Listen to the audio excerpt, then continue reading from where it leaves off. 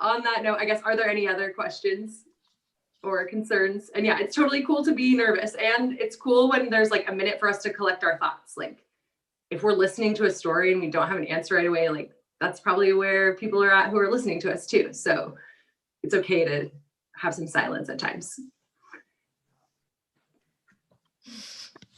All right, well, I guess since we're already live, we can welcome those of you who are here to join us for this event. We're just going to be hanging out and sharing some stories with some fellow Ultimate folks, and hopefully it'll be a good time just getting to know about where we've been and stuff that's going on.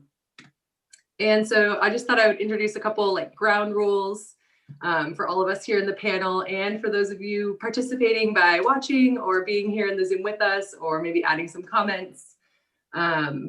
We're just going to make sure that we're speaking from our own experience, and that we are being honest with those experiences and those thoughts.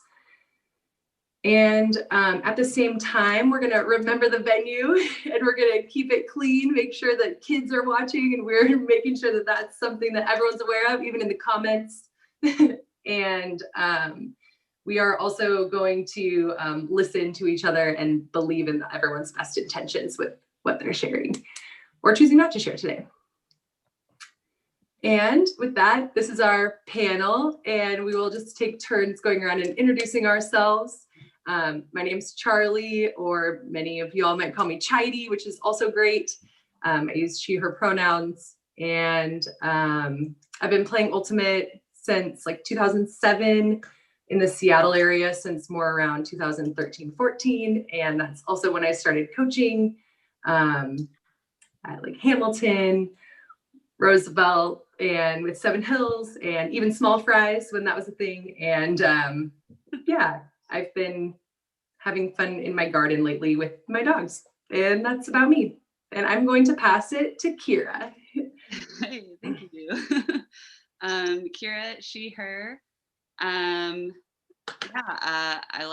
love playing Frisbee. I also run Strive and Uplift with a crew of awesome women, and I love puppies and dogs, and I'm a foster mom. Haven't had too many fosters recently through the pandemic, but yeah, I love having them around. And I've been spending a lot of my time, I call them forts. I build forts in the backyard so that we have shelter from rain, so that we can visit outside, socially distant. So lots of fun. That's awesome. Thank you so much for being here. And also, I meant to say earlier, thank you so much to all of our panelists for being here, taking time out of this crazy world right now to be here and share with us is so cool. And with that, let's get an introduction from Amy. Hi, my name is Amy. I use she and her pronouns, and I played Frisbee since 7th grade, and I'm currently a second year at UW. And I guess a fun fact about me is I've stolen a brick at UW before. That's such a good fun fact. And Becky. Hi, I'm Becky. I use she, her pronouns. I also identify as queer and cisgender, cisgender woman. I started playing Ultimate in 2011, so sort of been playing for 10 years, but like haven't really played in the last year. I have been spending a lot of time during the pandemic going on like long runs by myself, which I find to be very meditative and like a really different experience than playing Ultimate, and I'm actually pretty grateful for it. I also adopted a kitten during the pandemic, and that's about all. That's awesome. Those pandemic pets, we all love them. And Steph. I'm Steph. I use she, her pronouns. I am a junior at UW right now. I think the only fun fact for me at the moment is I'm considering taking the next quarter off from school just to like work and maybe take a mental break from the online school, and hopefully it's not online by the time I come back. Yeah, I've been playing Frisbee for quite a bit. We can talk about that later, I guess. Yeah, thanks. We're definitely going to get to that story later. Thank you. And AJ. Hey everybody, I was going to take notes, sorry. I'm AJ Beard. I've been playing Ultimate for a lot of years, started in 97 in Texas. And I'm trying to think of what my fun fact was going to be. I have 2 children that are quite feral. I've been using that word lately because I honestly feel like being at home has been far too long for them, and they've lost the basics of social graces when public. So yeah, see how that's going. That's awesome. Thank you. And AT. Yeah, hi y'all. My name is Ingta, but I think a lot of you know me also by AT. I use she, her pronouns, and I've been playing Ultimate. Let's see, my first time I played Ultimate was my senior year at UW through their like local collegiate league for fun. Yeah, and let's see, fun thing that I've been doing recently is I'm a recent mom, first time parent. So I'm getting a taste of what parenthood is like right now. Gave birth back in the middle of the pandemic back in like August. So I have a son, his name is Sky, and he's about 7 months right now. And he just started to like discover how to crawl forward. And I say forward specifically because he was able to kind of like get to places, but he would just like scoot himself backwards this way. And you could kind of predict where he would go because he would like go forward in a sense that he would like scoot himself backwards and then turn around and then be like, okay, now I'm here. But now it's kind of a whole new ball game now that he can crawl forward. So yeah, it's been fun to kind of try and establish certain routes that are safe within our house for him to move. And I can only imagine it gets more fun as he gains some more mobility. So yeah, that's me. Oh my gosh, that sounds like such a fun new quarantine. Yeah, y'all with your quarantine pets. Next thing is quarantine. Yeah, exactly. I got both of those, so I know how you feel. It keeps you busy. Yeah, I can't imagine.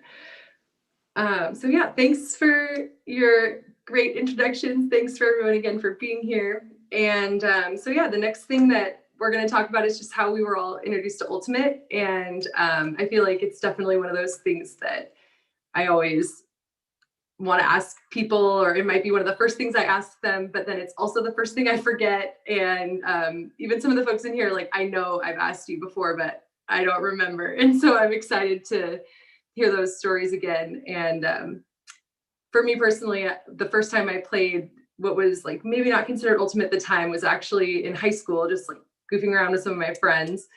And we would play Ultimate. It like didn't have very many of the same rules. And one of the best parts was that we would often play on like the baseball field where like the grass was our boundary. And so like the sidelines were like the infield line and like the outfield out of bounds. So our field was curved and the end zones were like the foul territory. And yeah, so you could like do some interesting like throws across the short side of the field and, you know, often barefoot, definitely no forehands. But then when I was in college and I was playing softball, I think it was, in hindsight, I would say that like the culture fit just wasn't exactly right for me. But you know, at the time I loved all my teammates and I really loved being at practice and I really liked working hard and going to the gym. But it was kind of like the end of the line for me in a lot of ways. I didn't really see much of a future, and you know, the culture of the sport is very different. And so when I started playing Ultimate and the team was like, come back, come to this tournament, like you're going to be really good. And I saw like a little bit more growth and potential. So it was an easy switch in college. And especially once I like already knew all the rules about, no, I didn't know any of the rules, but yeah. So that's my origin story into Ultimate. And I definitely have like been really deep in the Ultimate culture since, and it's been yeah, it's been good so far. We'll see. And we'll pass it to Kira. Do you want to go first again? Okay. I always struggle to remember the exact year that I started playing, but it was somewhere towards the end of college, like probably like 2004, 2005. And I was just playing with friends that kind of knew what they were doing. And then it was at Green Lake. And then people around Green Lake started to be like, oh, is this a pickup game? Can I play? And we're like, sure, you can play. And then it turned into becoming a pickup game at Green Lake. And that's when I started realizing, it was like, oh, like we didn't really play stall counts or out of bounds or anything. And I did that for several years. And then a friend found me. It's like, hey, you know, every team needs girls. You can run and play. You kind of know what you're doing. And I subbed for a couple games, and I was like way out of my element of like, there's lines on the field and you're telling me to do certain things or go certain directions, and I have no idea what any of this means. But yeah, from there, that kind of spawned like, oh, there's some really cool things to learn. And so figuring out how to actually play Frisbee and it not just be running and catching and throwing a disc was like, I mean, I was probably in that space for another like 5 to 8 years of just like dinking around trying to figure it out. I don't know. Yeah. And I made a lot of friends along the way and have like, you know, friends that I still have today. So yeah, just grew out of there. That's so cool. And yeah, I think we're all just kind of dinking around trying to figure it out. And Amy, when did you start playing? You were very young. Yeah, I actually went to middle school at Aki Kurosi, and I've only started playing in 7th grade because I brushed off the idea of playing Frisbee for a whole year because I thought Frisbee was reserved for the cool kids, and I wasn't the cool kid in middle school. And so, you know, Frisbee started growing at that time, and it became like a big community as years goes on. And so I've met a couple of friends who also was in the Frisbee team at Aki, and they told me to come out to one of the practices, and then that's where I met the head coach Kaiser. And yeah, that's how I started playing Frisbee, because everyone was really welcoming and I felt comfortable. That's awesome. Thank you. Also, I kind of forgot that I was going to allow chances for the panelists to like follow up or ask any questions. So maybe like this is like a halfway point. So does anyone have any follow-up thoughts or questions so far?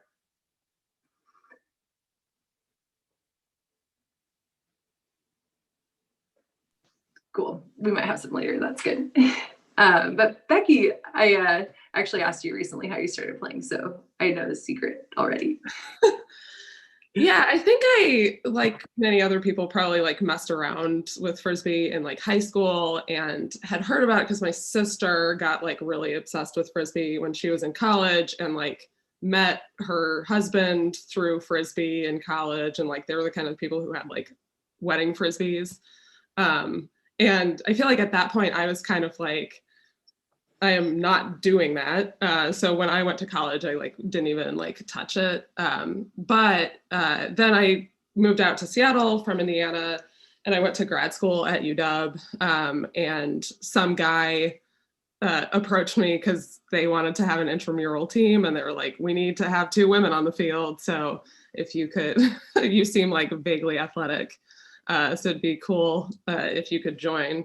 And actually, like, even though I feel like that sort of framing doesn't really make me feel valued, to just be like, we just need female bodies. That was actually like a really good team. And I like it culture wise. And I feel like they really like taught me the basics in a way that felt like actually really inclusive, and they appreciated me. And then after that, I started playing like Disc Northwest leagues and played a few hat leagues and Verns, and then eventually have like settled into a sort of stable league team called the Rubber Huckies. Shout out to them. And that's about it. And Steph, I know that you got some notes earlier today about your origin story, so you can share. Yeah, I know. My dad. Yeah, I started in elementary school. I always say that my mom signed me up without my permission, but I liked it, so I'm glad she did. Later in middle school, I joined like the Fries community, and I feel like since then it's just been like a way bigger part of my life, just like outside of just a school sport. So I feel like after that, I kind of tried to find as many opportunities to play as possible with like YCC and stuff. Honestly, with this panel, I was reflecting a lot just about my Frisbee career so far. And I feel like I've been very, very lucky because I feel like every step of the way, I've had so many people like supporting me. And I've had like a lot of amazing coaches who always had my back. Met a lot of really great people. Yeah, I don't know. I feel pretty blessed. So great. Yeah. And AJ, I'm not entirely sure where you started. This is one where I'm like, I know I've asked you and I don't remember. It's a long story. And I think Steph used the word I agree with a lot about my experience is blessed. The context for this panel was around maybe women in sports and women being supported in sports and those kinds of things. And when I look back over my 20 plus years, I've had an incredible experience with Frisbee. I didn't learn it until college. It wasn't a thing in Texas. There were no, like the idea of elementary still kind of blows my mind. But I learned next to Damian Scott, Alfonso Acosta, Mecca Corin. Damian was inducted in the Hall of Fame last year and had not only like incredibly supportive coaches, teammates, very just open and welcoming community. Also had a diverse group as well, like Black, Hispanic, Latina women, queer, like the whole gamut at Rice, which is where I went to school. I was playing rugby and I thought the ultimate kids were weird. We also said ultimate. We didn't say Frisbee because we had to differentiate ourselves from throwing discs to dogs. So it was like, no, it's ultimate Frisbee. So it wasn't until it became cool that you could say Frisbee and still be like, all right, we're cool. So my experience as a female and as an athlete was actually really bolstered by, and it was one of those things where the sport, I will never walk away from the sport for as long as I can walk, and maybe we'll get some more accessible versions of the sport down the road, like who knows, because of that early experience I had. Great coaches, great teammates. So yeah, I'd started in Texas, just to put it all together, in college, moved up here in 2010, where again, mind blown, elementary, middle school, college, youth, like a women's league with 17 teams, just incredible community. So yeah, that's my origins way back there. My experience has been really positive though the entire time, and hope to continue to bring the sport to more people and more women wherever I can. Well, thank you for sharing. And AT, I remember playing pickup with you. Yeah, So long I was ago. about to say. Yeah, so I'm super excited to like be a part of this panel experience now, and then to reflect back and like have Chidi have been part of my origin story. So for some context, like I think it was like back in 2013, 2012. I picked up like playing just co-rec league at UW, and then had the opportunity to try out for the UW team, and then made the team with UW Element. That was like my first club experience. I think it was also like my first team sport ever. So it was kind of a 0 to 100 experience where previously I was like an extremely competitive athlete, but in a very individual sport. I did Taekwondo for like 8+ years. And that was like my life. That was basically what Frisbee was, but like throughout elementary school, middle school. Well, we had like junior high at the time. I don't know if anyone else knew about junior highs, and like through high school. And at that time, I didn't think like anything any other sport would compare to the level of like commitment and like time investment and training. It just never really crossed my mind that I would come across something like that in college, because I was very like study driven. And then getting the opportunity to play in a club or like in a college team, I think gave me that first taste of what it's like to depend on others for your competitiveness. And I had just kind of come out of a rut from like doing martial arts, like Taekwondo for a while. I was pretty burnt out. And I think that burnt out feeling came from a lot of self-pressure that I put on myself. And I still have traces of that characteristic today, like putting a lot of self-pressure on myself.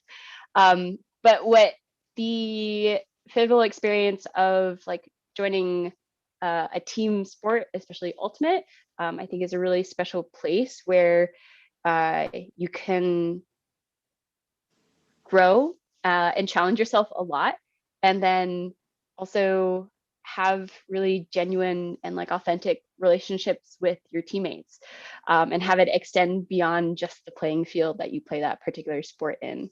Like I thought my relationships were really just kind of, you know, would only happen on the field, and then, you know, we would all go home and like do our homework and stuff like that. But it grew into more. Like there are a lot of folks on that team that I still keep in contact with now and have played on other ultimate teams with later down the road. So that kind of gave me that initial taste of like a team sport. And then it was a really good experience to get started with. And then because I, at the time, like I still live on the east side. I'm in Kirkland right now. Basically everyone in the ultimate community is like more Seattle side. And so it felt like a world away still at the same time. But after college, I like, you know, didn't even know that there was anything to go to next. Like I didn't know that club existed. So after I graduated from college, it was, you know, just like the pickup scene on the east side. And so that's actually where I met Chidi for the first time, at the, I think it was the Kirkland pickup at Grassland Park. It was just like on turf. And I don't know if there's gonna be like an opportunity or like a topic later down the road to like dive deeper into that, but did the pickup scene for a while, and then eventually realized, oh, there's such a thing as club, and then kind of took off from there. So, but yeah, overall, like started really green in college my senior year, but definitely really value and like cherish those memories that I made then. That's so cool. Thanks for sharing. Yeah. So are there any like follow-up thoughts from panelists for any other of you or me, I guess? Quick shout out to the person who had wedding Frisbee discs. I also had those too. Yeah. I think, oh my gosh, I think it was Becky, right? Yeah, right? Yeah. Those are great. Those, I think they were like, yeah, I think they're just like decoration on my wall right now. I can't bear to like throw with it. It's too valuable for me. Yeah, I think mine's a decoration too. Just allowing some space for other comments or questions. Yeah, I think I want to echo a lot of like the community element that I'm hearing a lot of people talk about. I think my transition into playing Frisbee, which is kind of like I just happened into it, but it also happened to be at the same time when I was making a big like life shift and change, and like leaving a community that I'd like been raised in behind and like moving forward. And over the next like several years of like moving into that and this entering this community that has been like so good at, you know, helping each other and listening and being supportive, and just finding like that's what kept me coming, you know, kept me playing league for years and years and years. And like I didn't even know club existed till like, I don't know, what, 5 years ago maybe. Like I was like, what? But yeah. So the community is definitely like what's, you know, kept me really engaged in wanting to just play and keep it as a part of my life as long as I can keep playing. That's awesome. One thing I was kind of thinking about as folks were talking was like, just sort of, what do you think were the elements that like helped you get better at playing the sport? And like, for me, I feel like one thing that's been sort of challenging is like kind of often playing in these like really unstructured ways. And I feel like super jealous of people who like got to play with like a coach like really early on. But I guess like, I don't know, what were the things that like you feel like really contributed to your development in the sport? Or like, do you have memories of like when you like figured something out, like how it worked?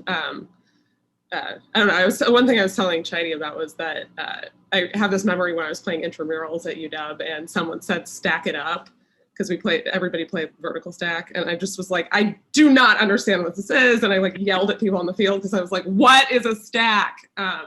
But like I think that moment feels like sort of pivotal, and like how do you like organize people on the field so you're not just like running in like endless circles and being really tired and not ever getting the disc. So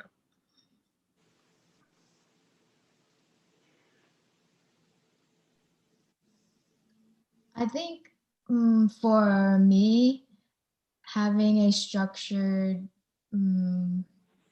way of playing Frisbee, like having a coach, brings the intensity to the field, because my coaches would be screaming at me on the sideline, and I would just want to work twice as harder. And it's good to also have a person like a coach to confide in when you need to let out your frustrations, or have someone who is knowledgeable so you can ask questions about Frisbee and learn from them. Oh, thanks for sharing, Amy. Amy, I also coached Amy, and I remember Amy would always say like, I'm tired, I don't want to play right now. I'm like, no, but like, we kind of need you, and you're doing really good. Oh, I don't want to. And then you would just go out there and you play with like intensity, just like you said, like, I don't know, you'd bring some sort of intensity to the field that, I don't know, it's interesting to, like you were saying, that at first you maybe avoided Frisbee, but you did play with just such an intensity. Anyway, everyone who hasn't got a chance to see Amy play, you gotta, once UW's back, watch some of those games. But I also thought maybe someone else had a thought about that. I think I saw someone else go off mute. Well, I was going to talk about the variety of experiences, from both when you started to what kind of ultimate you were exposed to what sort of people you had in your community when you were playing.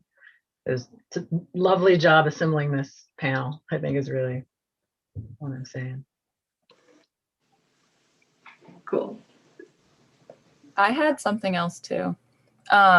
This is also coming from a perspective where I had a lot of structure and coaches and stuff, but I feel like the biggest thing that stands out to me when I was talking about a lot of opportunities I've had in the past, I feel like I find myself in a lot of teams where I feel like I'm playing with a lot of people that are just so beyond my level, like Fry's doing that at a kind of young age. Even like playing with like AT on underground, I'm always like surrounded by all these people who are just so good.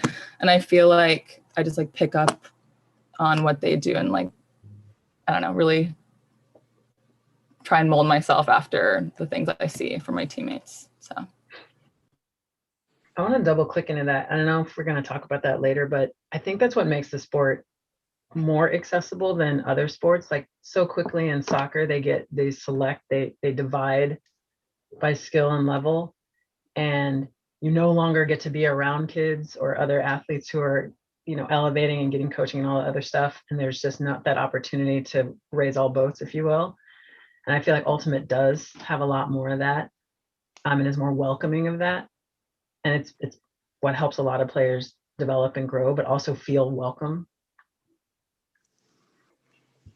Yeah, I think maybe while we're on the line of like things that have helped us get better, I think something that was coming to my mind was like how we were talking about like the communities that each of us were surrounded with felt good.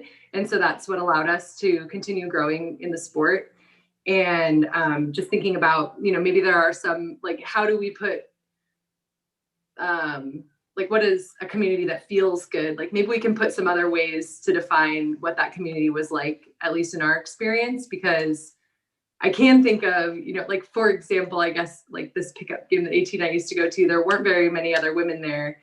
And I saw AT wearing like an Element shirt one time or something. And I was like, oh my God, you play Ultimate? Because most of the time it was a partner or a friend that was there just to watch. And I would say it wasn't exactly the most inviting opportunity for someone to be a beginner. And I think that, like, being able to have like harder shell at times, like, allowed me to participate in this game, even though it wasn't always. Again, I haven't been very much recently. I'm sure maybe I don't want to be like trashing these people or anything, but I don't know. I guess just other thoughts around like what was like a welcoming community. You know, I think for me, it was oftentimes where there weren't as many cis men there, but I know that those spaces can be good also. So yeah, maybe some thoughts from you all who started in a pickup environment and it was welcoming. Like, how was it positive, and like what are other ways that we can emulate that in other communities? And yeah, I'd love to take a moment to respond really quick about, I think Becky had mentioned like how to improve on your game, maybe when you didn't have that much structure. As someone who came in like super green later in life, I also didn't really know that Ultimate existed in elementary school, let alone like middle school, and it was such a big thing. I still felt like I wasn't super in the know even after college. I think one of the biggest things that's I don't think people at that time, like in 2014, had as much access to were like these phenomenal like highlight reels of people playing in tournaments, both in you know, the women's division, the open division, or like the mixed division, and just being able to watch those people in action in like crystal clear slow-mo, and like, oh, this is what good layout form looks like. For example, I don't think I ever had, I don't know if anyone actually had a coach who was like, okay, this is how you lay out, versus, you know, like all the adrenaline, it just kind of goes and takes you away. But I think that was one of the biggest things for me. That was like a pivotal, like a competitive switch for me. Like I did maybe the pickup scene for maybe about a year and a half after college, again, not knowing what club was and that it was available in Seattle. But really the thing that kind of was free and accessible online was like YouTube University. As I would search things of like how to throw backhand, because my backhand was atrocious, but at that time still kind of is. Don't tell Frank sorry, Frank. But I like learned my forehand at the time, and like a lot of what my form was at that point was like pretty unconventional, but it's kind of like, well, you just kind of learn as you play along, and like as you play casually with friends. There's, you know, there's probably no like right way to do it. As long as the disc gets from your hands to someone else, it's how you play. But like having visual references, I'm a very like visual learner. I'm also a very like kinesthetic learner. So if I watch someone do it in front of me or like on a screen, I'm kind of able to figure it out on my own on the side.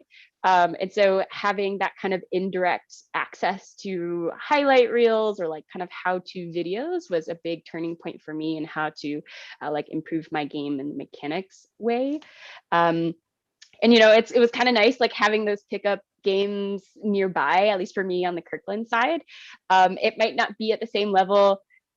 On the east side, the west side pickups definitely have a rep of like, oh yeah, that's like the Seattle pickup scene. It's really competitive and stuff like that. So I was like, okay, I'll just hang out here on the east side scene and just try a bunch of this stuff out. I think that the mentality that helped me focus on just playing the game because I found it fun helped me kind of stick it out in some of these scenes that might not have been as welcoming, in a sense of like other people look like me or there are more women who play. At that time, my focus really was just finding a space to run around and just practice things on my own. At that point, I didn't even realize that it was something that was important to me to have that kind of representation in the space that I practice Ultimate.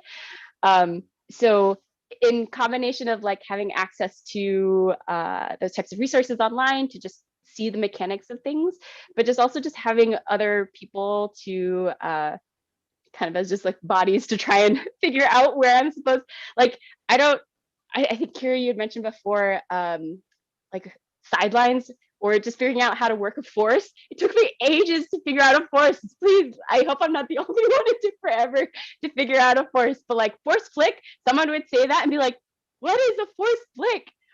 So like figuring out all those things, online resources, which weren't as available at my time, like 2014, are so much more available and like super high quality now, which I think is a really, really awesome thing for folks who are picking up Ultimate right now. Yeah. Yeah, that's totally a good idea. YouTube. Yeah, I feel like something that just came to mind with like, you know, like what does force flick mean? Or just there's like so many like jargony terms and just like making an effort. And even like when I've gone to pick up games, even like as an experienced player, there's like certain like cultural things that happen at pickup. And I'm like, oh, I didn't know I was supposed to like run to the end zone if I want to play ever. Like I didn't know that at first and things like that. And so just like being willing to like actually like explain like the norms and the terms and sometimes like explain them over and over again because people forget or like some people just learn more slowly. And I feel like that's something that for sure makes things more welcoming. And I also personally like really appreciate any opportunity to like practice and like break things down. And I feel like that's something that's missing from like League and pickup is like ever running a drill, ever like actually doing any like focused throwing. And so I've appreciated times when there's like a clinic in addition to a league. And so it's not just like show up and play and hope for the best, but actually getting to like spend some quality time practicing has been something that like then makes me also feel sort of like more comfortable and included when I am playing. For sure. Kira, was that a hand wave? That one? There was like a thought in there that started. I think it took, I mean, for like I said, like lots of years of just running around and playing and just having fun with it. And then realizing like, oh, my teammates would give me really good advice and I was starting to learn it. And then as we started bringing more people into the team, realizing like, oh, they're now like where I was at, and realizing that that's light bulb that clicked when I was like, oh, I can offer them and say, hey, do you want to understand this a little better? Because I just figured this out. So maybe you want to figure it out. And so, yeah, I very clearly remember that mind shift happening in Frisbee where I was like, okay, I've been taught and now I can start to teach, even though I don't really know what I'm doing, but I can share what I do know. I don't know. Yeah, that's awesome. Oh. Becky just mentioned something that made me want to like prompt a question to y'all. I think you mentioned something about kind of like the house rules or kind of like pickup rules that might be like location specific or group specific, or like doing drills during league and like desiring a space to do that. Has anyone received pushback in a league or like casual pickup setting to doing drills? Like I remember pretty distinctly one time walking past like on my way to like a league game, and then kind of out of the corner of my eye seeing like maybe a league team warming up with a very like structured drill. And my league team at that time was like, you know, pretty casual in the sense that we kind of just roll up into the parking lot and then we put on our cleats and then we just go play and, you know, maybe stretch here, maybe stretch there. But I think that the thing that caught me off guard, and I'm curious if anyone else has encountered this, is kind of this attitude of like, oh, doing something organized in a casual setting, like scoff. Like, oh, they're super serious, or like, why are they doing drills? Scoff. And it's kind of a weird and I say weird because it seems out of place to kind of have that. I think the best word that I can describe it is like just kind of judgmental comment is like, yeah, they're doing a drill. Like, why does it matter if it's at league or if it's not at league? Like, would doing it at league make it any less valuable to someone than if they were doing that same drill in like a more organized setting? Like, are only people in organized teams allowed or like christened to do drills because they want to improve? Like, where is this comment coming from? And so I'm curious if anyone else has experienced that or kind of observed some either like subculture shifts within the pickup ultimate scene versus the league scene versus like club even. I feel like there's definitely like drill shaming, you know, like even if it's doing the drill, if it's our drill is cooler than their drill, like, oh, that drill is really silly. And I think that at least like my own like mental process, I think if I'm like, especially in league or something where we're like, oh, it's supposed to be casual and like not care about doing drills, then it's like, oh, we're like good without trying. And we have an excuse to lose because we're not trying. So I think maybe it can like alleviate any pressure or something. But maybe that's my own mentality. But I definitely feel like I've experienced the drill shaming, and I've totally been guilty. We totally shamed Stanford for doing this like skying drill where they hold up a disc and everybody runs through and skies it. So we like held one out straight out and everyone ran through and like pancaked it. Because again, we had to be rude. And now we had an excuse to lose and not feel bad about it. So yeah. AJ, did you have something to add? Well, I think the creating ground rules and how you approach the game, whether it's a league or whatever else, is where that comes from. And there's teams in leagues, especially in Seattle, where there's levels and there's like years of experience and all this other stuff where you go into it and your team has decided our ethos is this. One of the teams that I played on when I first joined, it was the only people I knew in all of the all of the land in the Pacific Northwest. I really didn't know anyone except for these two people, and they introduced me to a team that had a bunch of Rice alumni on it and some other folks, and they were like, we're going to be the best of C League. And I was like, okay, I don't know what that means, but let's do it. And it was an ethos, it was a mindset that team had, that they brought to games and they brought to everything. And it like overwhelmed is the wrong word, but it predicated how they engaged with other teams. And it's that sort of conversation that you have within your team that can create a positive and welcoming or like a distancing. And I think thinking through my own experiences and what I like to see and what I like to participate in, if you aren't comfortable either pushing against that or asking why, it can create this space where you don't understand. You can be really uncomfortable in playing and be pushed away from it. So if teams do have those kind of ethos and you bring people in and you don't explain what's going on, it can create that distance without meaning to. But I think in many ways it's fine to have that approach. But if people don't know why, it's just like in any situation, you can create barriers and put up walls. That's huge. Thanks for that. So we've been talking a little bit about kind of the pickup and like adult leagues, but maybe Amy and Steph, to put you on the spot, maybe with just a moment of questions about culture on like teams that you've had so far, and just like how it's different maybe on like your school teams, or when you go to like a YCC team or a Seven Hills type team where it's like a mixed group. And do you find it's like challenging to like break out outside of your like school groups? Do you find like teams that have had structure in that helped? Or how have you found like community on your teams, like both within your school teams and within the teams that have, or even like on a world's team stuff, like were you able to build like that community feeling with a mixed group? And especially I think as like youth, you know, as adults, I think it might be easier for us to have like freedom and, you know, go out and be silly and get to know each other. But I think in those younger ages, it's like kind of on this, like this is, you're put into a system. Like you said, you know, your friends convinced you, your mom signed you up. So what was that like community like for you?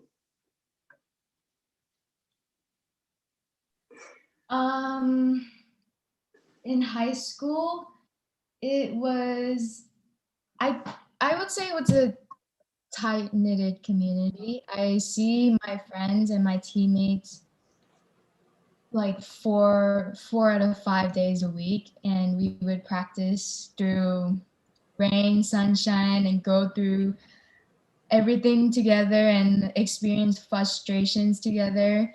And being on YCC and playing for an adult league team, it was definitely difficult because I had to meet new people and there were like people from different parts of Seattle, and so I had to find ways to I guess find common grounds with them and find things that I can talk about with them. And so definitely the dynamic between high school and YCC is different.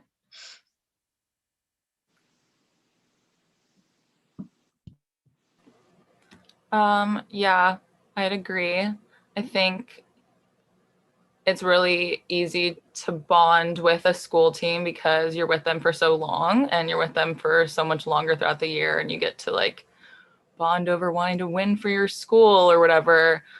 I think I lucked out with YCC just because I was on the same team for like a lot of consecutive years, and I feel like, I don't know, I guess my first thought in general difference between like high school YCC, like youth club and competition between like pickup is I think that there's like a bond over really wanting to win and a sense of like competitiveness, and there's like a very clear goal usually, whether that's like state, YCC. I think that's something really easy to bond over. Yeah, I don't know. Worlds was different. We were only together for like a limited amount of time, but again, there's a very distinct shared goal. Yeah, I don't know. It's different with every context, but yeah, I don't know. I don't know if that really answered the question, but There's no answer.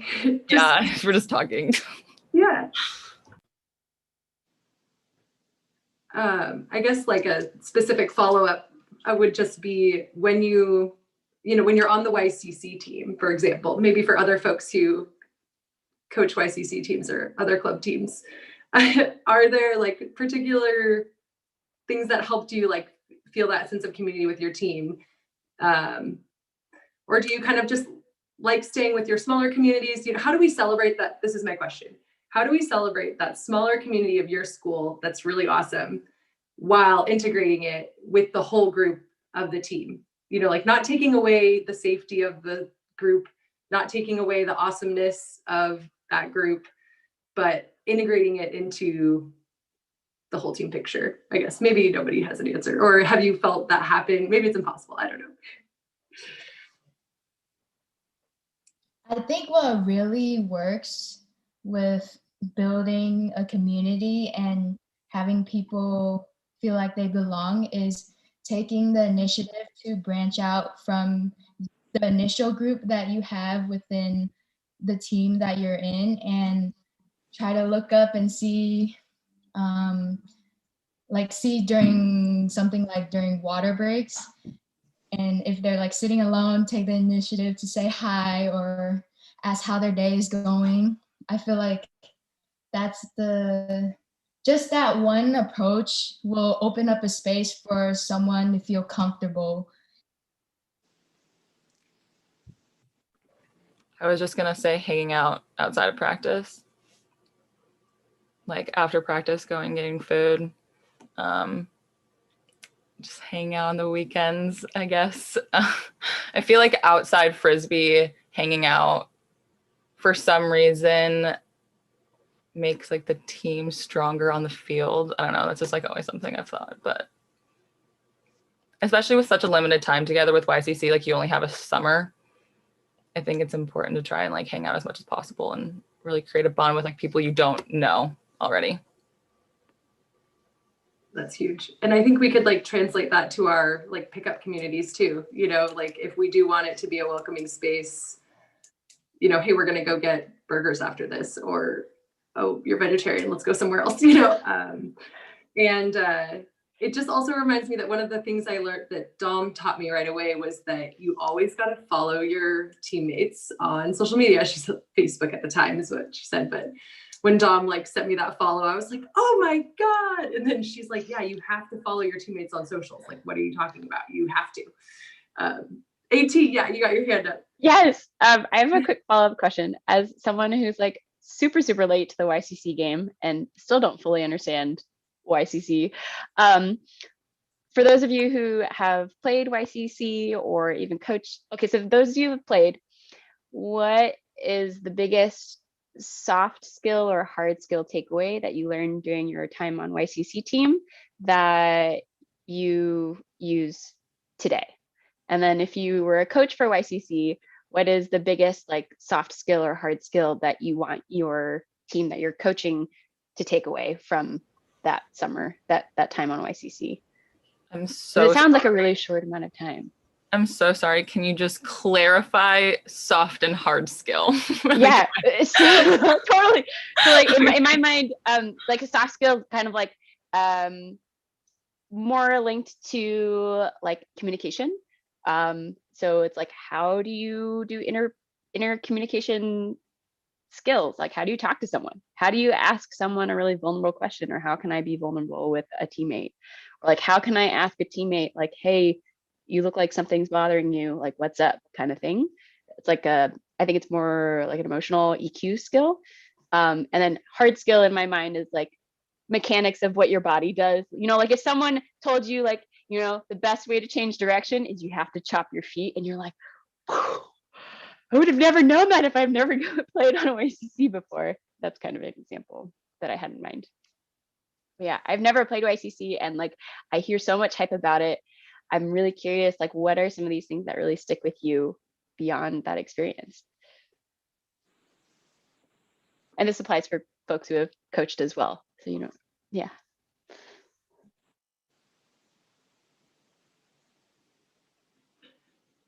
I actually haven't coached YCC, but sometimes I've been coaching with Seven Hills, and it'll be kind of a short season. I guess not even as short as YCC. But I think when I have those opportunities, I actually learn a lot from my co-coach, and like I'll take away something from them most of the time. And I think that usually can be like a big takeaway for me. But I'm not sure if I'm used to like coaching a short-term hard or soft skill. I feel like over the course of our season, we'll have a chance to really develop that. Even with Seven Hills, the season is still pretty long.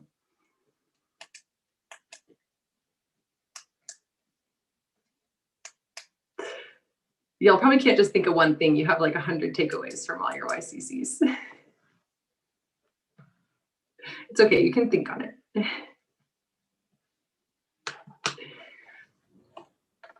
I feel like there's this interesting theme about sort of like being in your little like clique or niche, like with your school or your team, and then also thinking about like the Frisbee community as this like big thing. Yeah, I don't know if those things are sort of like in tension sometimes, or I think there's a lot of people sort of want it to be like, oh, we should all be able to get together across all levels and whatever, and love it together. And I feel like I've seen that, I've like experienced that being really great. And also then sometimes I'm like, I just really like my team and I don't know if I want to like hang out with like the whole community necessarily.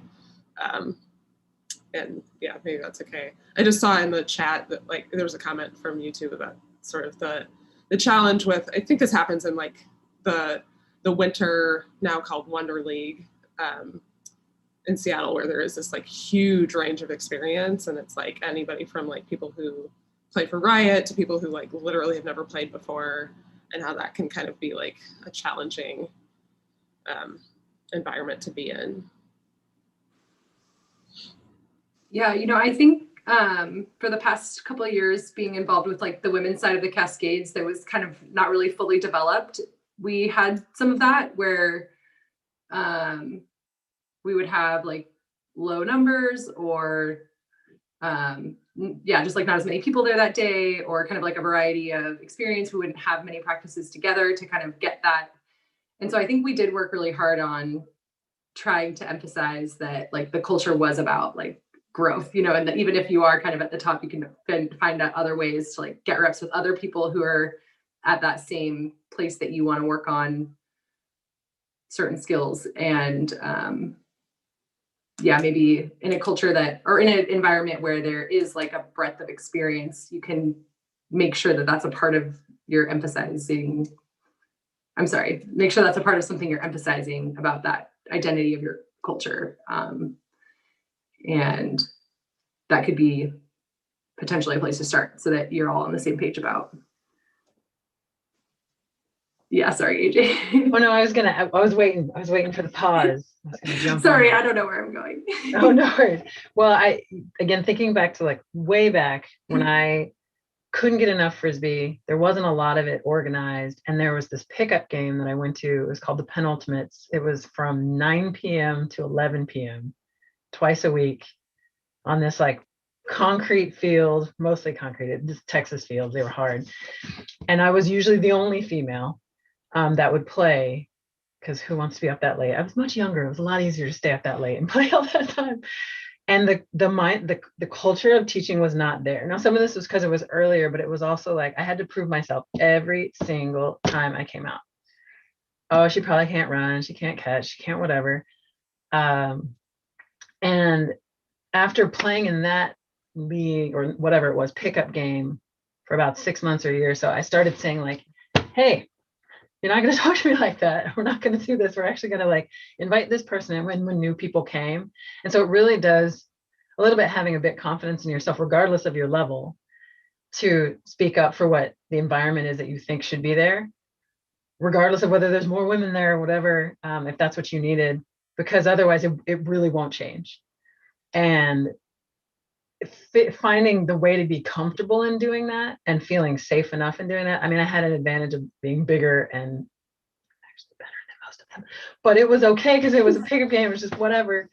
But being confident in the fact that it's not about me outplaying them. It's about me wanting a space where I felt good and could have fun and could still learn, and for anyone else to come in and do that. And so it's interesting because I saw the comment that Jen put in the link or in the YouTube channel about Winter Wonder League and women's leagues in particular, and leagues that have a broad range, and being willing to slow down and being willing to open it up to like, hey, we want you to learn.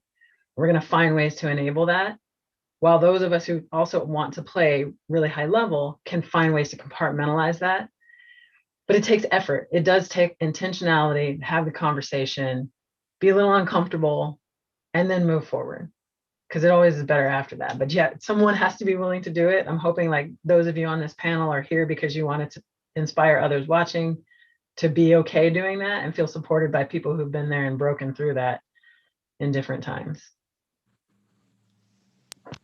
Yeah, and as someone who has very much benefited from that, so from AJ and also many others that have that show up in those spaces, like just how meaningful that was as far as like the impact on the community and the growth of myself and other people and other women in the sport, and that ability to bring people from out of their silos and bring them into a larger group and learn from each other, and grow the community as a whole. And yeah, still have those places to go back to and, have those teams. But I started finding that as like a big value of mine, of like being able to pull people in that maybe wouldn't normally see each other or play with each other. And I think the Wonder League was really great for that. And it was one of the things that helped spawn 77 Cents back in the day. And huge shout out to Kelly Coster for lighting that fire and pulling me along with her along the way, and for that to continue to grow and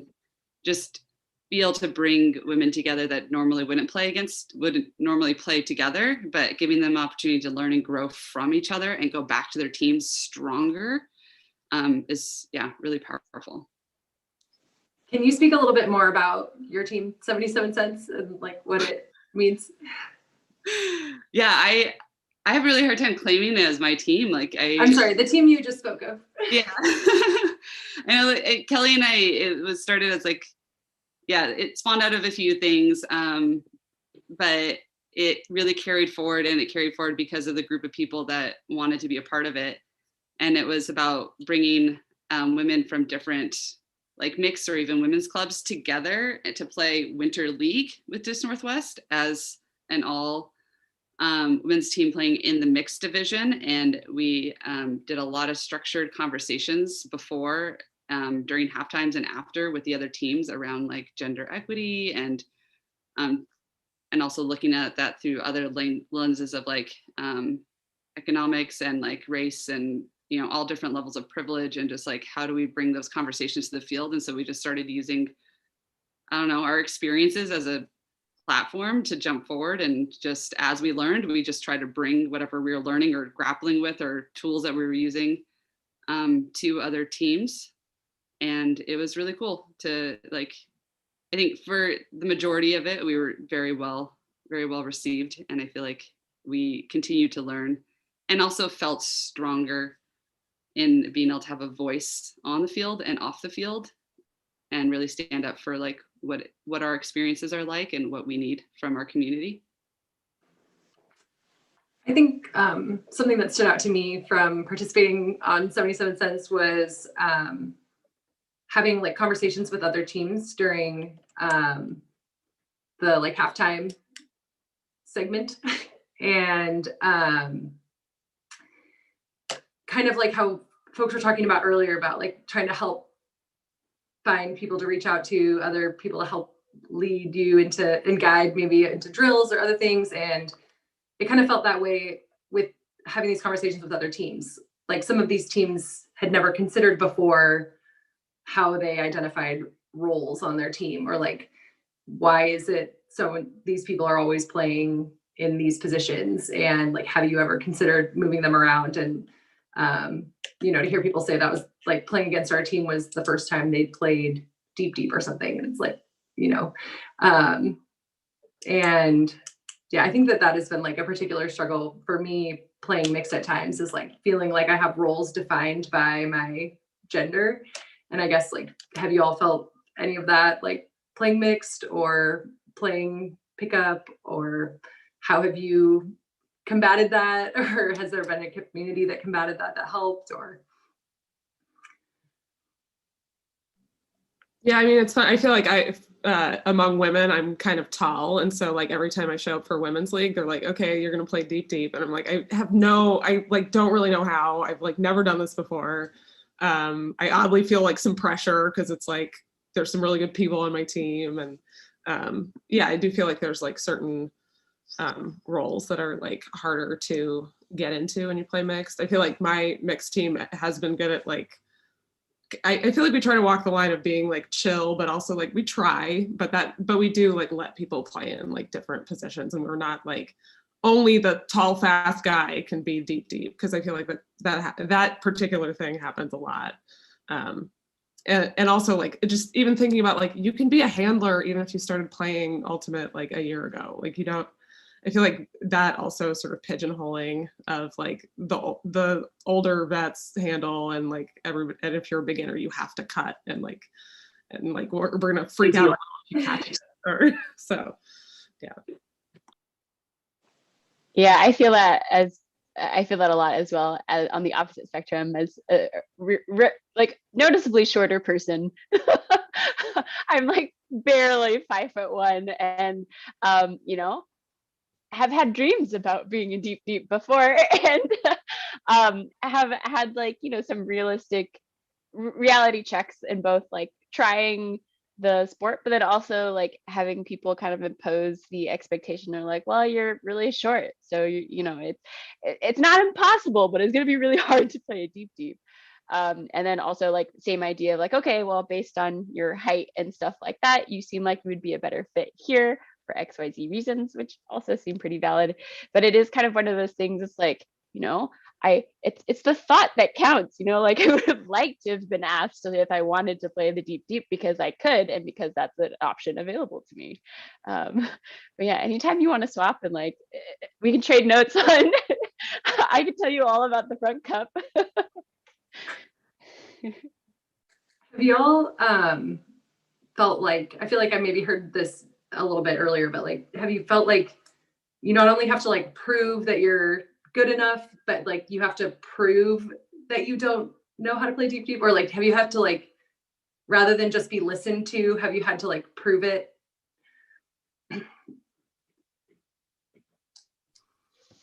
In short, yes.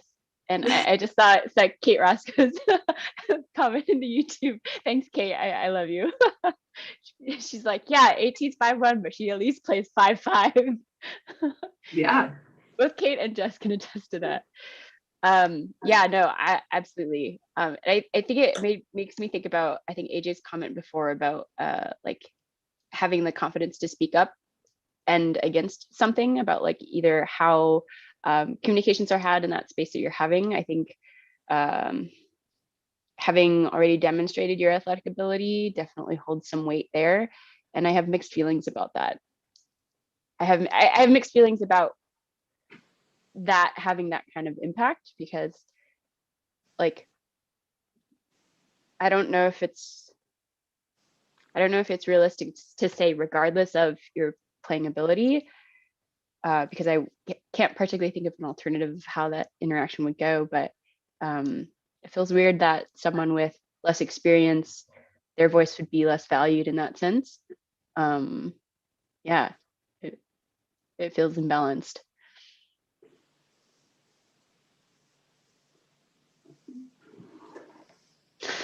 Thanks, Frank. I feel like with the like having to like prove yourself, or like that feeling, I feel like I have felt sometimes it's hard to even like have the confidence in myself, and I feel like there's things I need to like prove to myself. And so sometimes I like look at, you know, my team and I'm like, why is nobody like cutting deep when I get the disc? Because I want to like work on hucking, and I can huck. But then part of me is also like, I hold back because I don't want to mess up, and my huck is maybe not that great. And so some of it is also, yeah, the confidence piece has definitely like just been a challenge for me.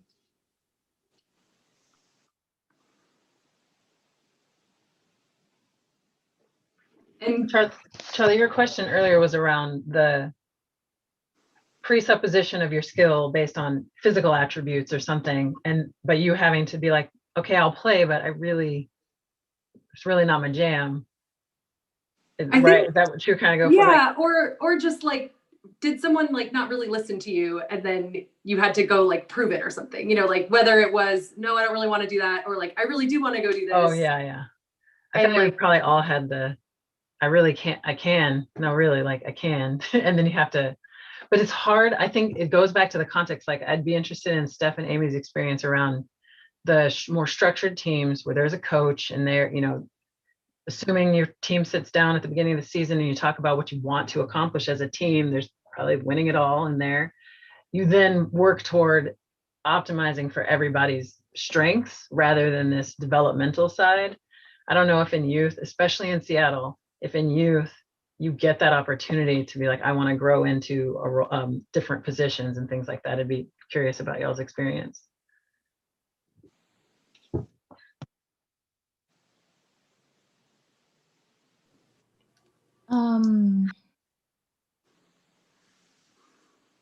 Sorry, I had the thought in my head, but it just, yeah, I definitely I was a handler for basically my whole Frisbee career, but I wanted to branch out to being a cutter or deep end. But my coach in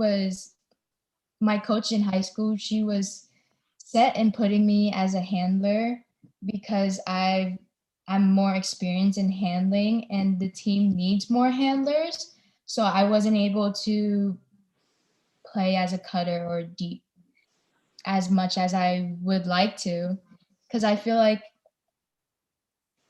there are a lot of things in Ultimate that you can learn, and so I just didn't want to play just one specific position the whole time in Frisbee. I want to double click on that just real quick, because women's teams in particular, when they don't have numbers, they tend to classically be like, but in order for us to even have a game, you need to do this thing because you're the best at it and no one else can do it. And that further limits women's ability to continue to flourish because there just literally aren't enough people, or enough people that are willing to play in a place where women can feel safe and grow. So yeah, that's tough. I can totally understand that. I know, and especially when you're doing such a good job as the handler. But we got to listen as the coaches. I feel like I had a similar experience. I feel like I've been handling since middle school. But then on my YCC mixed team, our coaches did something like really weird at the time. And our O-line was 4 women and all of them were downfield. So was like the first time I've ever cut. And it worked out really well. And I mean, that's like another example of, I feel like I'm really lucky in the coaches I've had, and they like push me to try new things, even though I'm scared. And I feel like I've gotten like so comfortable in the role that I'm good at. But then I have a lot of other coaches and other people see a lot of potential in me in other places. Like right now, my college team, I'm playing like our last back in like every zone, even though I was not prepared for that. But yeah, I don't know. I feel like that also comes with, that's like the benefit that comes with the structure too. Like the flip side of it is the coaches that do see and encourage growth in like other places that you're not used to. So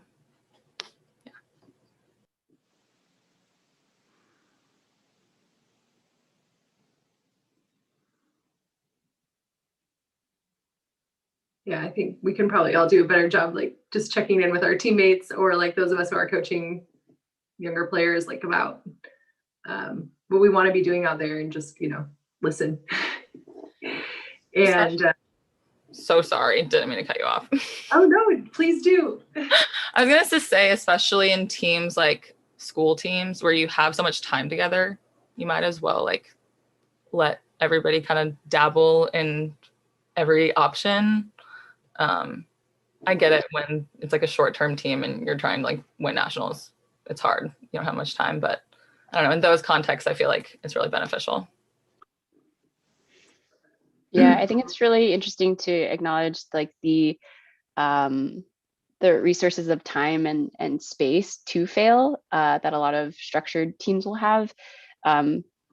Similar as like YCC, or even just people who play outside of games that have a win or loss outcome, I think is really interesting to think about, because if folks only have experience with Ultimate through the leagues that they play, and the only time that they get to play and try those roles, or like feel like they have playtime, is during a league game where the outcome is a win or a loss, it's really hard to feel like they have any opportunity to fail.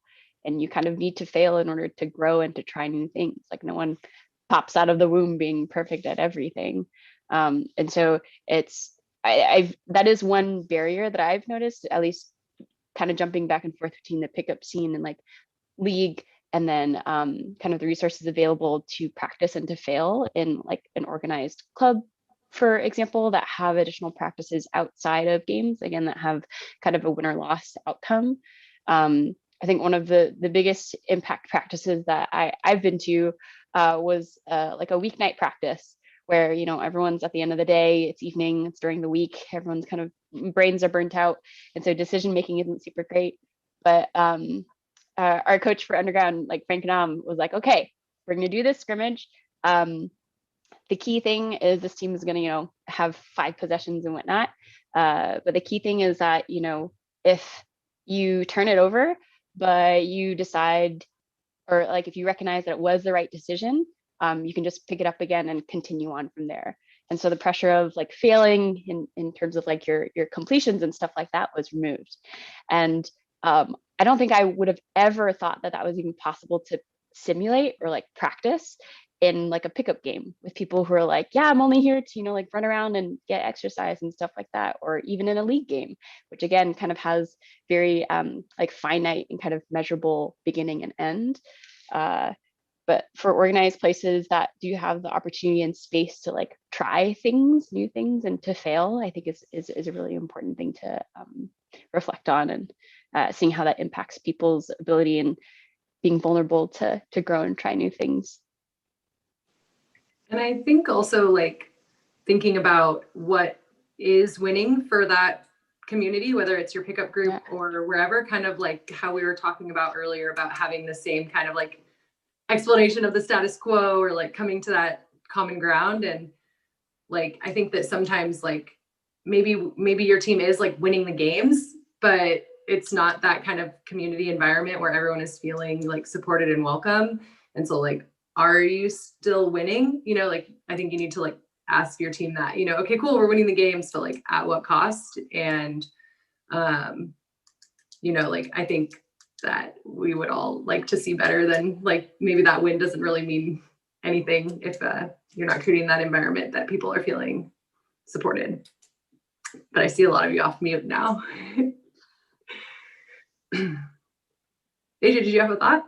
Well, Kira hasn't talked in a while. I was going to let her go. Oh, okay. Oh, it was just a quick comment of like building on that like that ability to play other positions on a field, no matter like whether it's in a real game or practice or whatnot, gives you such a good perspective of everything else that's going on in the field. And like, I clearly remember the first time like I had to try to play handler and I was like, I don't know what I'm doing. And then trying to figure that out, and then realizing and seeing how the cutters are cutting. And I was like, oh, I get how to cut now. Like, it just gave me a different perspective on how the flow happens on a field. So even if I don't become a handler, at least like having that perspective and getting those reps and getting those routinely, and like, it's not just a one-time thing, but you got to keep getting that perspective of the whole field all the time.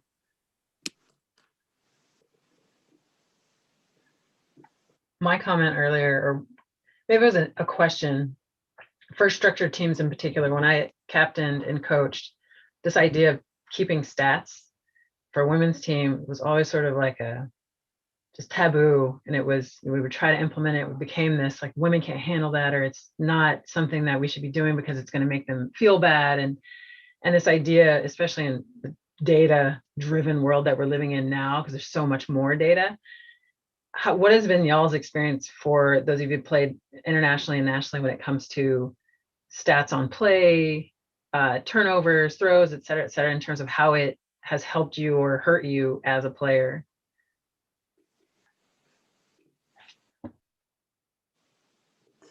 Should have directed that at somebody, but try to help me out.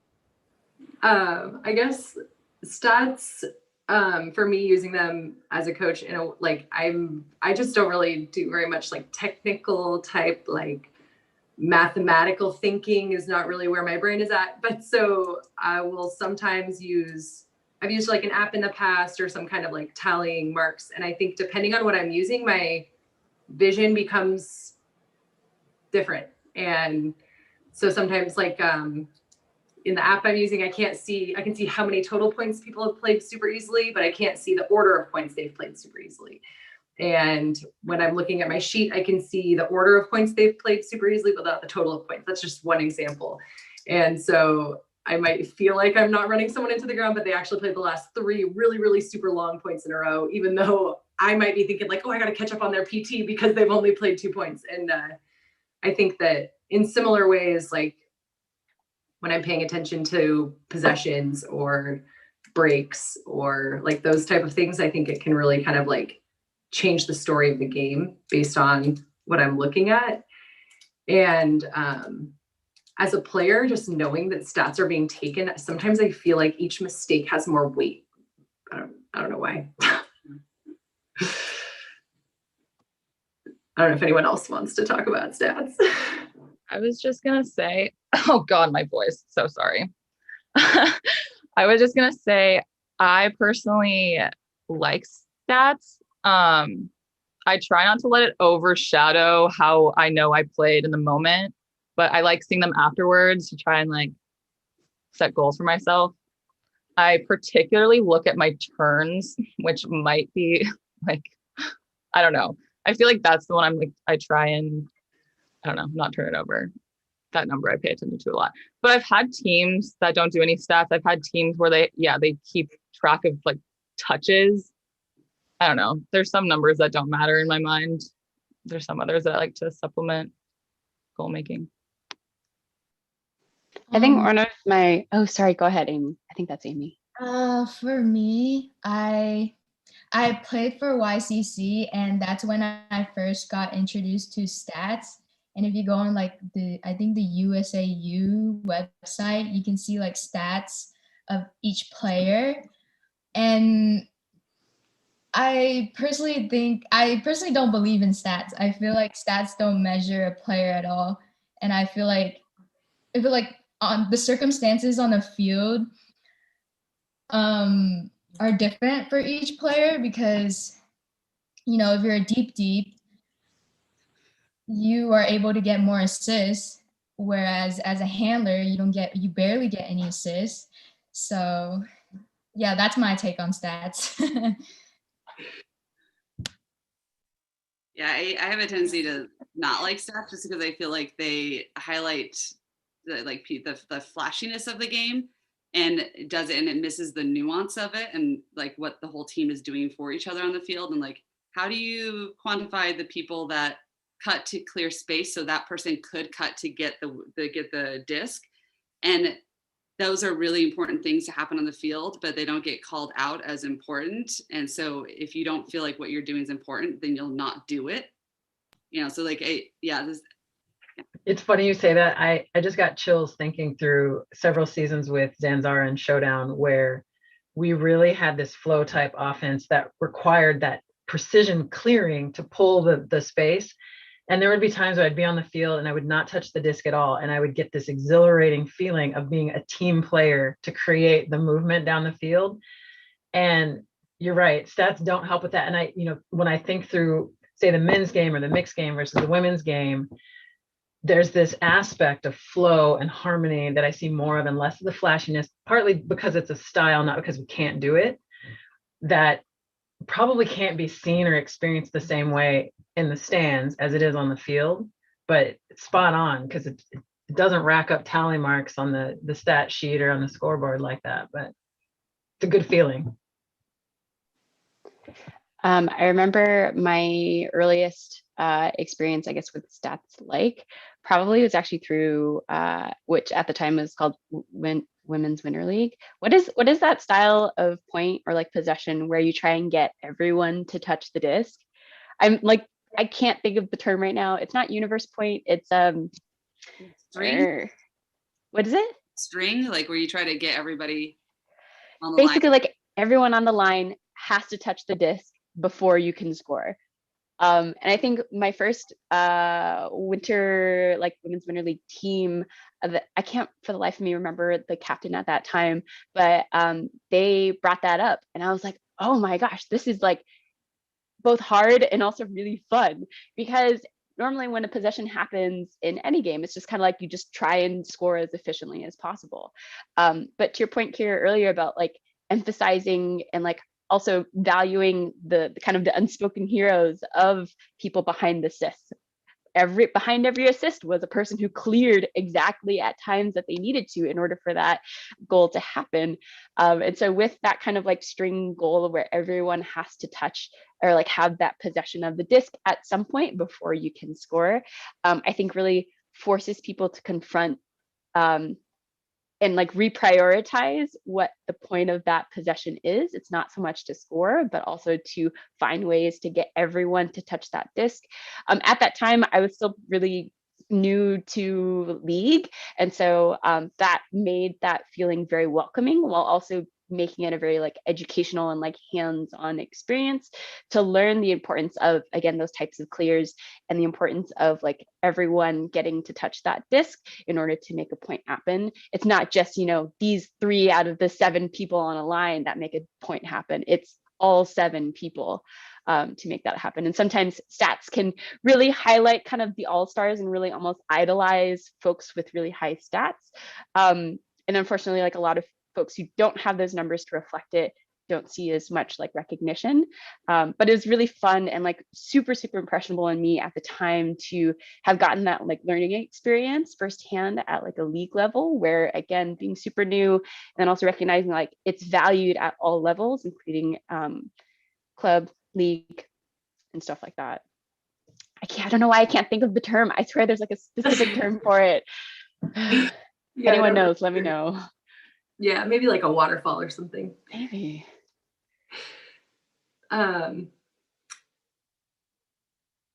Yeah, so I know we're kind of like coming up soon on about how long we wanted to chat. I really want to thank everyone so far for what we've talked about. Like things I'm taking away is like to like speak up about the kind of community you want to have in your ultimate circle, and to practice like explaining what it looks like to win within your community and listening to those around you.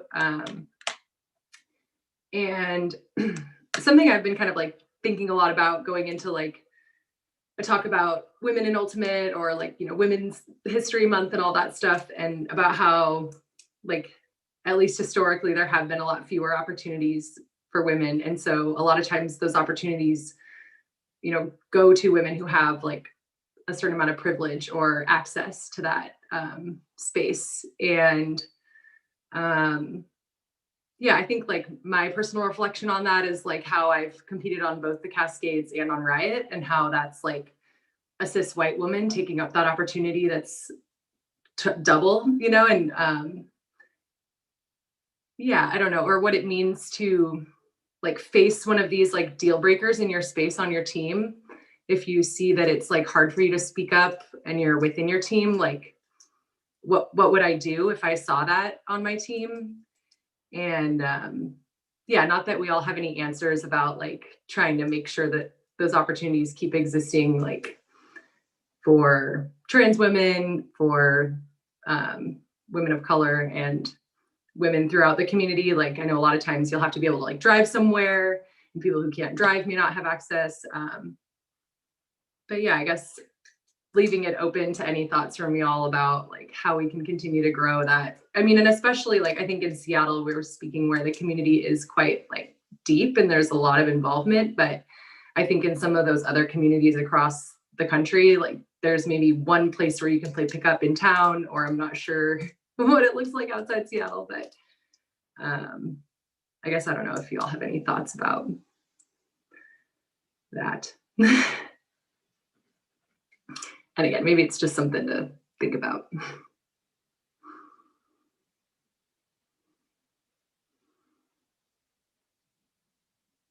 And yeah, maybe just continuing to think on the stuff that helped us feel welcome in our environments, and like making sure we can provide that to folks outside of our own circle can be a good place to start. I mean, I can chime in on this one because this is something I'm pretty passionate about, both in work and school and every other place. Is lucky to have had a very outspoken mother who would stand up for me and my sister and, you know, her family. And so I just learned that that's the thing you do. You got to look out for your own. You got to look out for what's right. You got to look out for the underdog, however that may be. So, but that's maybe it's ingrained, but it was also learned. So I'm hoping realistically, like the women here are the ones who can be the examples for other women in their communities, on the teams, et cetera. And you have to show it, right? You got to do it. If it's hard to do it on the big stage, in the team huddle, or, you know, cross team circles after, do it one-on-one to help those other people feel supported. Like it doesn't just happen, I guess is what I'm trying to say to answer your question. And it takes bravery. It takes doing it, and I won't say wrong, but doing it where it doesn't feel good at all. And then figuring out how can you do it better next time, so that those who aren't ready to listen or aren't ready to change can hear it and actually do it. I can countless times where I've been like, hey man, like don't exclude this girl or don't do that. And they'll be like, but she's too slow. And I was like, I just had nothing to say. I'm like, that's not the point. But it's, you know, so you're just practicing and putting yourself out there if you feel safe enough to do that. But if you don't do it and create trauma for yourself, because that's hard. It's hard to recover from, and then you're no longer available to help others. So it's a process. journal about it if you need to, talk to a close friend who's been there, or at least can help you think through it. But I think we got to take it on ourselves to try to be that voice and be that support. Yeah, and I think like sometimes speaking up is going to be hard, but other people are going to see you speak up too, and that's going to help those other people who couldn't speak up. And so maybe in that moment on the side, they can find you, and you can have, I don't know, just that people see you speak up. That's all I guess I was going to say, and that also helps. Thanks for sharing. Yeah, and I think on the other side of that is like listening and modeling how to listen for other people too, and in a way that like people will say things that might make you feel uncomfortable, or like, oh, I need to rush to like defend myself, or I need to justify, or that kind of stuff. And like being able to model like how to listen without having to insert yourself into it. And so just listen and take it on and be like, yeah, there's something here for me to learn. If I'm feeling that, if it's making me feel uncomfortable in any way, then maybe that's something I need to like examine on myself and be able to say that out loud so other people can hear that like it's fine to just listen and learn and make changes within yourself. Yeah.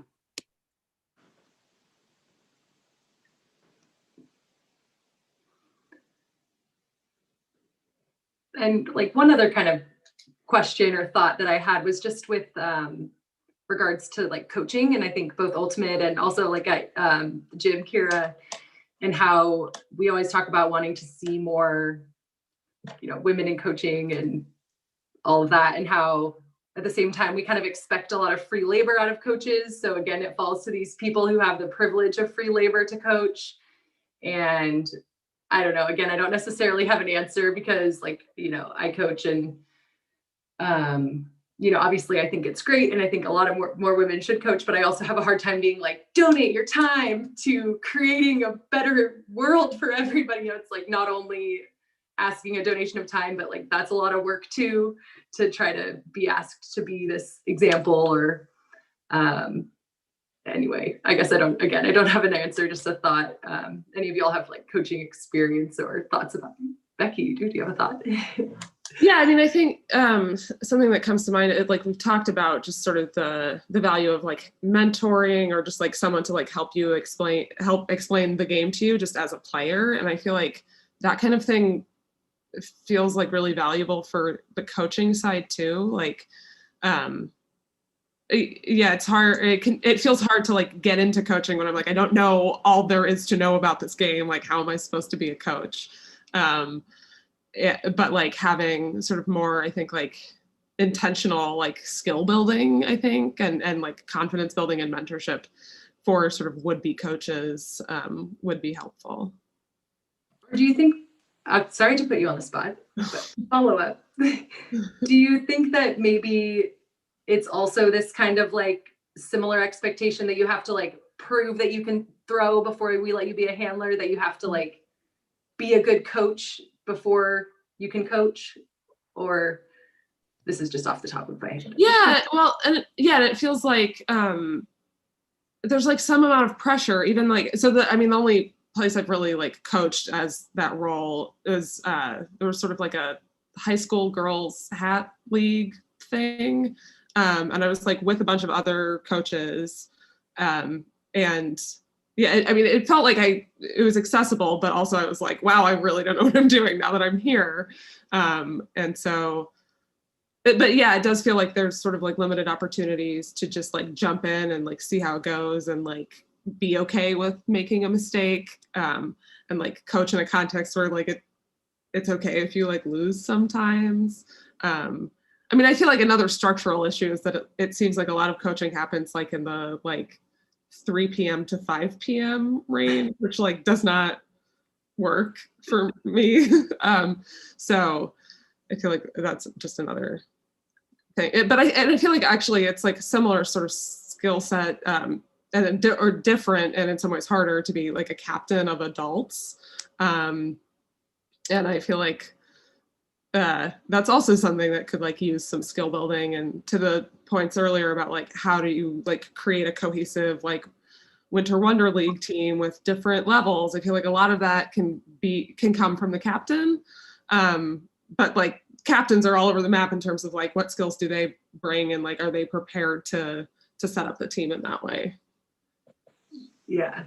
I guess what I'm getting at is maybe this like expectation to do a good job. And I guess I don't know if we all maybe experience that in the same ways, like on the field or with coaching, and just like showing up at pickup, maybe the differences where like that expectation of like doing a good job. And also it's cool that you want to do a good job at coaching.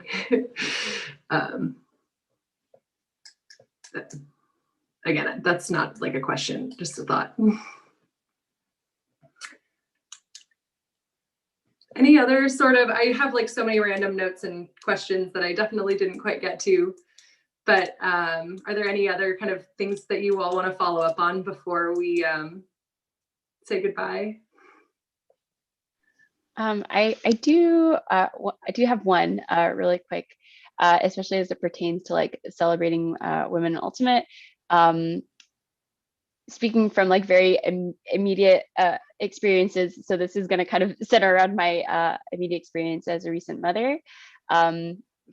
Before becoming a mother, it was kind of an observed sequence of events that, you know, if you are someone who played women's division in college, you usually go and then play women's division, or you play club. And then once you're kind of in the club scene, you either go like the international scene, but there's like kind of, that's the height of competition. And then it was also quickly observed that there's kind of like an age cadence to that as well. And so like being in my mid 20s was like, okay, you know, head deep in club and like really enjoying that experience.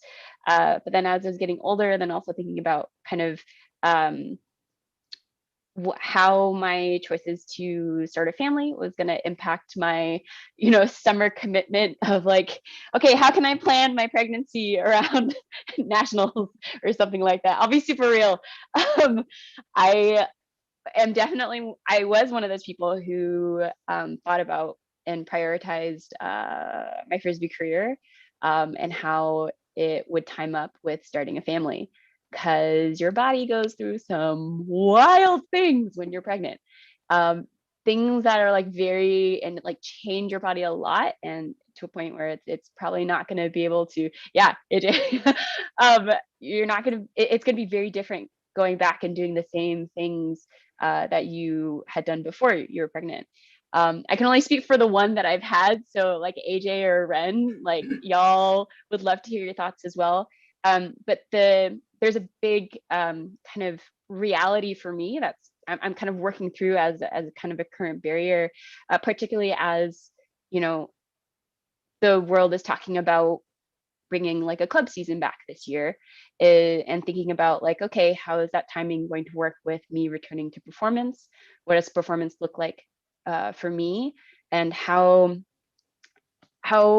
where are the gaps in kind of support along the way in the path to returning to performance, either emotionally or physically? Like I have a lot of like existing friends from like teams who I still stay connected with, and who are like my go-to people to kind of help keep me accountable and like check in with me on like, how are you doing with, you know, like where's Frisbee at in your life?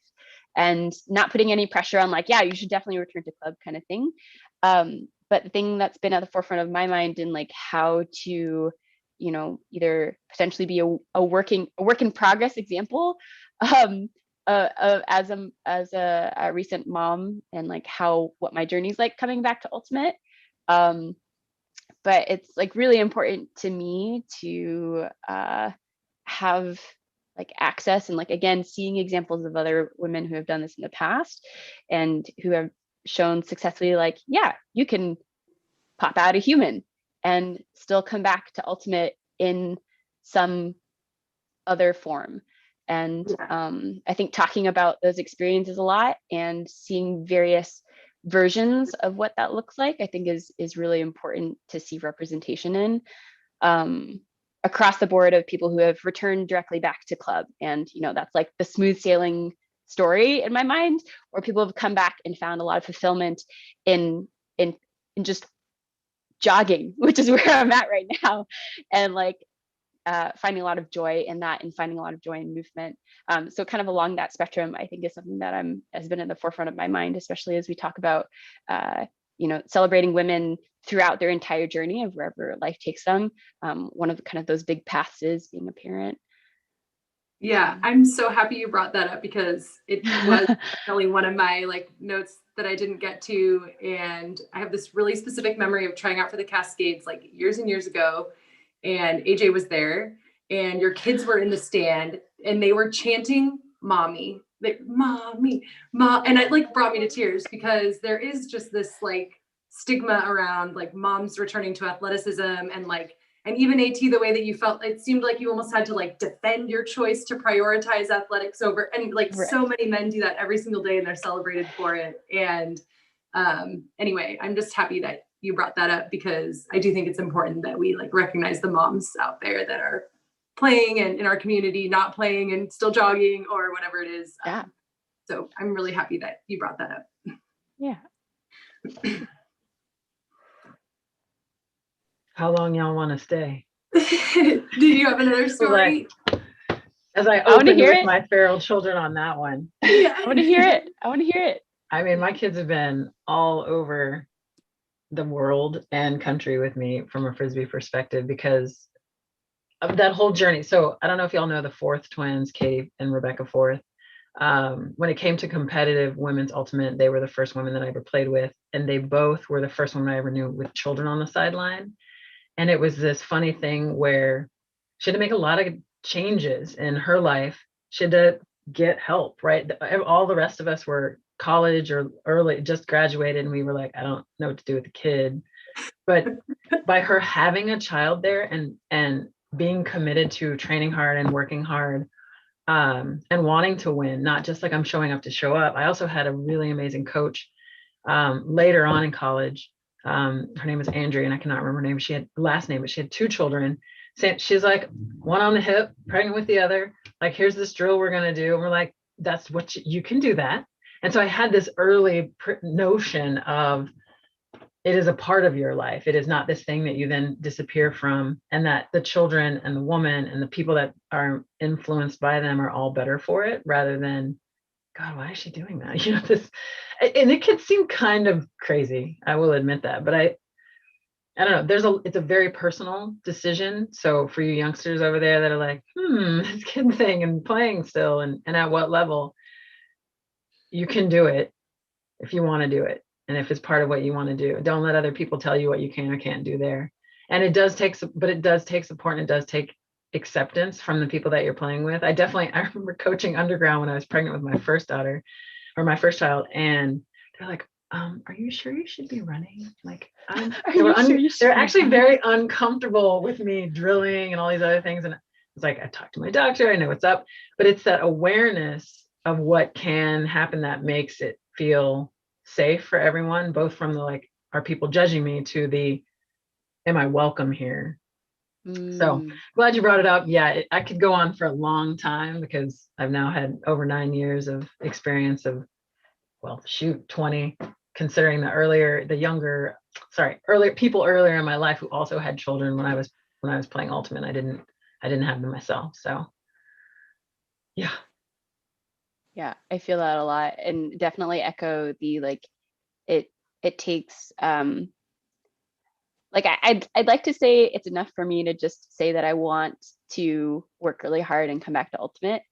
I think there's a very practical barrier of I still really need to go see a PT about some stuff that's just like all rearranged in there. I'm super thankful that I have not had as like much issue with my pelvic floor. People who don't know what that is, basically after you give birth, sometimes you have, issues with sometimes wetting yourself, like going pee while you're going jogging. And like jogging period is just like the bare minimum of having to return back to ultimate. But like it takes 7 months, and my body still is not quite the same. Like my knees are kind of a mess because my hips are super wide now. And like I don't have the medical expertise to be like, oh yeah, like I can work really hard, but work really hard at what? Like I need specifics and like an expert, medical expert, or like a trained physician to tell me like, hey, this is how your body can get back to strength. And like, there's perfect. I was about to say, I know, like Striving Up Lift has been a fantastic one. I was actually really looking forward, like when I was pregnant and like found I was pregnant was like 2019, November. I have this whole like back to performance plan, and Striving Up Lift was definitely on that. And I was like, I was super stoked to like go to that gym and like go do their programs. And with the pandemic, I imagine also like makes things super complicated to do those kinds of things. But yeah, I think there's definitely a practical. Great, I hear it's also online. Yes, I'm so glad I have a direct spokesperson. Kira, I'm going to be talking to you after this. Don't know why I haven't done that yet. But yeah, like doing that kind of stuff. Maybe like there's this preconception in my brain that I'm like, it's not going to be the same when it's online.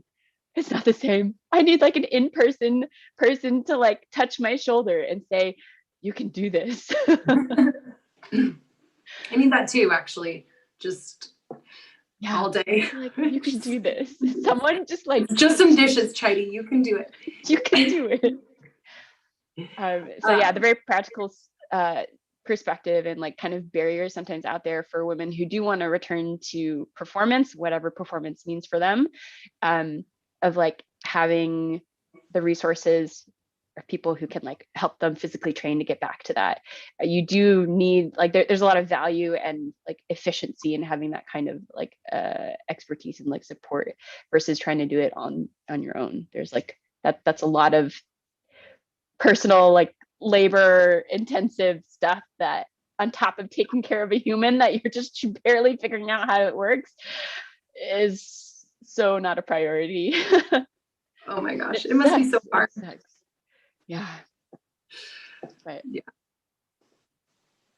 I got you, AJ. And again, I know we're kind of running up on the time. I saw one question in the chat about how to like have a team that's based around fun and competition, or is that possible? And I guess like, have you all ever been on a team that was able to perfectly balance fun and competition? Maybe like give a thumbs up. Oh, Amy, I'm gonna go sideways. I think that's total balance on like every team, at least in my experience from like playing on Riot to playing at Sunbreak teams. You know, like the Sunbreak teams, it's like, yeah, obviously we're here just for fun. Nobody really cares, but then all of a sudden you're playing in semis and someone cares, you know? And dude, or I feel like Sunbreak is like the prime example of those trying to balance, but then like, let's be real, this is where your true priorities lie.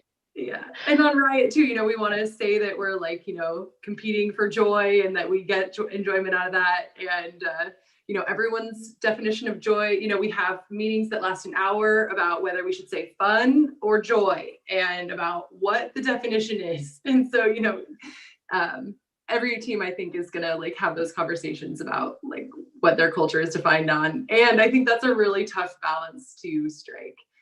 And yeah, Amy, tell us about your thumbs up. How'd you get a thumbs up team? Tell us about it. I played a couple of teams where we would go down the ocean. We would drive down the ocean shores, and I forgot. Oh, it's called Sea Plastic. Yeah.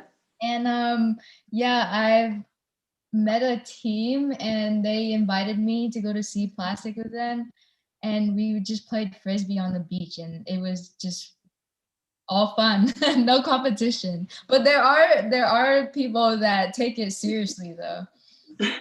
You just can't avoid those type of people. Yeah, you're right.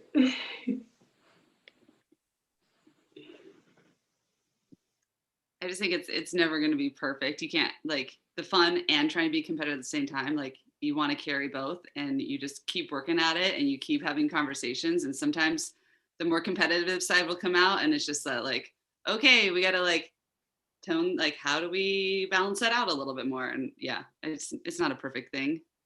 I don't think it's meant to be perfect. You just keep working at it. Just play Masters and Grandmasters. You're just like, I'm still playing. And then but you can play hard and you want to win, but you're mostly just excited that you're still playing at that level. It's really a good feeling. I did this, but I was thinking of like club pre-masters and grandmasters. And when I reflect on like what I just, yeah, that was pretty fun. You're so right. I think Mint is one of the closest I've gotten to like feeling competitive, but also like really enjoying myself the whole time. Yeah. Yeah, I mean, to me, there's something like really fun about when you're playing well, like regardless of like the result, there is something good about like at least playing well. And I feel like that's sometimes where like Sunbreak or even like Sea Plastic has gone like a little too far in the like everyone's drunk kind of thing. And then I'm like, this is just No, like not Amy. and then it's like when we're playing so badly, it's just like it crosses some line for me. But I don't know. I feel like listening to a lot of this also is just like there's more to life than Ultimate, and it's like okay that Ultimate doesn't like fulfill every single need, and there's like other sources of all these things. And there's we weren't talking about Sunbreak. We were talking about a different tournament.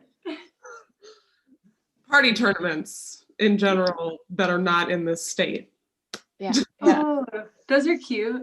Ultimate wrecked my life. I have these two and they're up above my desk and I look at them and I laugh every time because it's like, I love Ultimate, but there's like 2 torn ACLs, some like really rough seasons of cuts and just, it's a love-hate, mostly love relationship. Yeah, I think fun is it's a hard balance to strike, and I think there's one aspect that I think we forget sometimes is like having, let's see, this feels kind of heavy because like this has also been at the forefront of my mind is like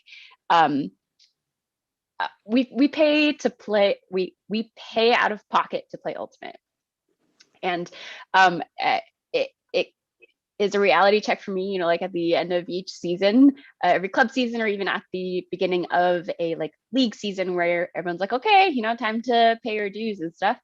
For league, obviously, like financially, it's going to be less, but for those who like play a full club season, it's a lot. And there's that factor of travel, or even if you were to go to folks who travel out of town to come play Sunbreak, or if you go travel to Hawaii to play, oh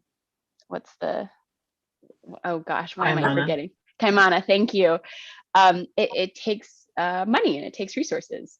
And so I know there's definitely an element for some folks who are like, can't even, like part of their criteria for having fun is like feeling like that time investment and that like, commitment is worthwhile, and that worthwhile feeling comes from feeling like they were able to play. And like we talk about, like part of the fun is feeling like, oh yeah, like we're playing really well. Well, to get to that feeling of playing really well, you kind of have to have enough PT, right? If you go to a party tournament, it's kind of one expectation. Some people bulk up a roster with loads of people, and some people are like upfront and being like, yeah, I don't expect to play at all. But fast forward later in that party tournament to semis, they're like, okay, no, wait, I care, I want to play. To like when you talk about like a structured club team who's like, is this a fun club team to be a part of? Some people measure that fun as like being able to play often.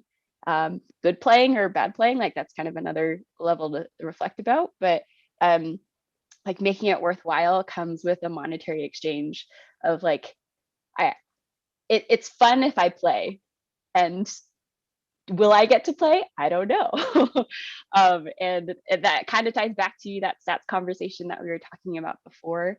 And so I think that's kind of a hidden element that a number of teams that I've been a part of don't center as much in recognizing like, hey, yeah, we want to be a fun team, and like we want everyone to commit to coming to practices, 3 to more times a week, and like that's a time commitment too. And then we go to tournaments and like expect everyone to have a fun time, but everyone has an equal amounts of time to play. And so one person who's had like loads of PT might have had lots of fun, and then someone who maybe didn't get to play as much will think differently. So I think it's an interesting element to remember to center sometimes when you have these conversations with either future teams that you want to join, and kind of like how they balance that, or how they kind of help support that element as well, in making that team experience fun or not. Yeah.